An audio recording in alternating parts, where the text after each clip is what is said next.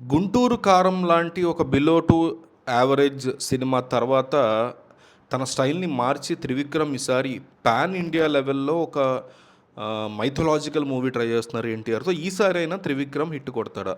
ఖచ్చితంగా కొడతాడు. అంత సీన్ లేదు. ఈ రెండిట్లో ఒకటి కామెంట్ చేయండి. 'త్రివిక్రమ్' దగ్గర మనకు తెలిసిన వాళ్ళు ఉన్నారు. పిఏ లాంటి వాళ్ళు.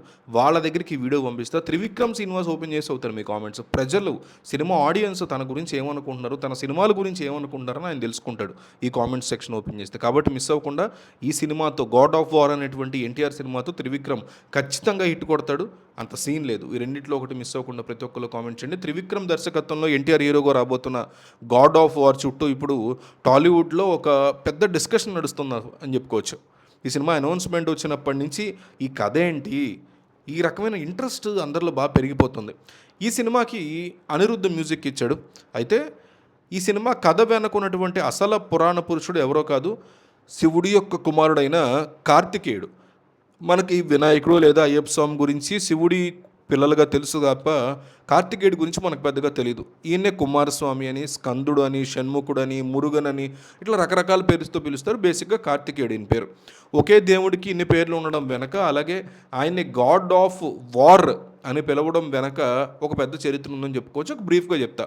కార్తికేయుడి యొక్క పుట్టుకకి ప్రధాన కారణం తారకాసురుడు అనేటువంటి ఒక రాక్షసుడు అనమాట. వాడు బ్రహ్మదేవుడు గురించి ఘోరమైనటువంటి తపస్సు చేసి తనకి చావు లేకుండా వరమిమ్మని చెప్పేసి కోరతాడు. కానీ పుట్టిన ప్రతి ప్రాణి చావక తప్పదు కాబట్టి వేరే వరం కోరుకోమని అడిగితే శివుడికి పుట్టే 7 ఏళ్ల బాలుడి చేతిలో తప్ప తనకి ఎవ్వరి చేతిలో కూడా మరణం అనేది ఉండకూడదు అని ఒక వరాన్ని పొందుతాడు అతను. ఎందుకంటే ఆ సమయంలో శివుడు భార్య సతీదేవి చనిపోవడంతో శివుడు తీవ్రమైనటువంటి వైరాగ్యంలోకి వెళ్ళిపోయి ఉంటాడు. ఆ టైంలో శివుడికి అసలు పెళ్ళే కాదు, ఇక పిల్లలే పుట్టడం అనేది అసాధ్యమని నమ్మి తారకాసురుడు ఇలాంటి వరాన్ని కోరుకుంటాడు అనమాట. సో వరం దక్కిన తర్వాత వాడు దేవతల్ని, మునుల్ని అందరినీ కూడా నానా హింసలు పెట్టడం మొదలు పెడతాడు. దాంతో దేవతలంతా కలిసి శివుడి యొక్క వైరాగ్యాన్ని పోగొట్టి పార్వతీదేవితో పెళ్ళి అనేది జరిపిస్తారు. శివుడి యొక్క తేజస్సుని మానవ స్త్రీ కానీ దేవతా స్త్రీ కానీ ఎవరు కూడా భరించే పరిస్థితి లేదు. అందుకే శివుడి యొక్క దివ్య తేజస్సు అగ్నిదేవుడి ద్వారా ముందు గంగా నదిలో పడడం అనేది జరుగుతుంది. అక్కడ స్నానం చేస్తున్నటువంటి 6 అప్సరసల యొక్క గర్భంలోకి ఆ తేజస్ అనేది ప్రవేశించింది అని చెప్తున్నాయి పురాణాలు. వారు ఆ వేడిని తట్టుకోలేక ఆ పిండాల్ని పొదల్లో వదిలేసినప్పుడు పార్వతీదేవి తన యోగశక్తితో 6 శిశువుల యొక్క లక్షణాలని కలిపి ఒకే శరీరంలోకి మార్చి షణ్ముఖుడుగా కార్తికేయుడిని సృష్టిస్తుందన్నమాట ఆవిడ. ఆ బాలుడు 7 ఏళ్ల వయసులోనే దేవతల యొక్క సైన్యానికి అధ్యక్షుడై నెమలి వాహనం మీద వెళ్ళి తన శూలంతో తారకాసురుణ్ణి చంపేస్తాడు. ఆ తర్వాత అన్నదమ్ములైనటువంటి వినాయకుడికి కార్తికేయుడికి మధ్య ఒక పందెం జరుగుతుంది. ప్రపంచాన్ని ముందుగా ఎవరు చుట్టి వస్తే వాళ్ళకు ఒక దివ్యమైనటువంటి మామిడి పండు దక్కుతుందని శివపార్వతులు చెప్తారు. ఇది మనం వినాయక చవితి కథలో కూడా వింటూ ఉంటాం. సో కార్తికేయుడు ఏం చేస్తాడంటే తన నెమలి వాహనం మీద ప్రపంచం మొత్తాన్ని చుట్టడానికి చాలా ఫాస్ట్గా వెళ్ళిపోతాడు. కానీ వినాయకుడి యొక్క వాహనం మాత్రం చిన్న ఎలక కదా.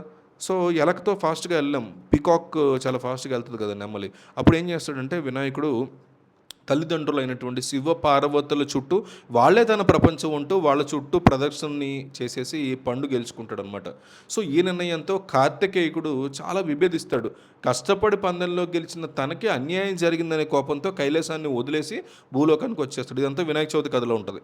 సో కైలాసం వదిలి వచ్చిన తర్వాత భూమండలం మీద తీవ్ర ఆగ్రహంతో దుష్ట శిక్షణ మొదలు పెడతాడు. దుష్ట శిక్షణ దక్షిణ భారతదేశంలో ఎక్కడ అన్యాయం జరిగినా, ఎక్కడ ప్రజలు బాధపడుతున్నా వారి తరఫున నిలబడి యుద్ధాలు చేయడం అనేది చేశాడు అప్పట్లో ఆయన.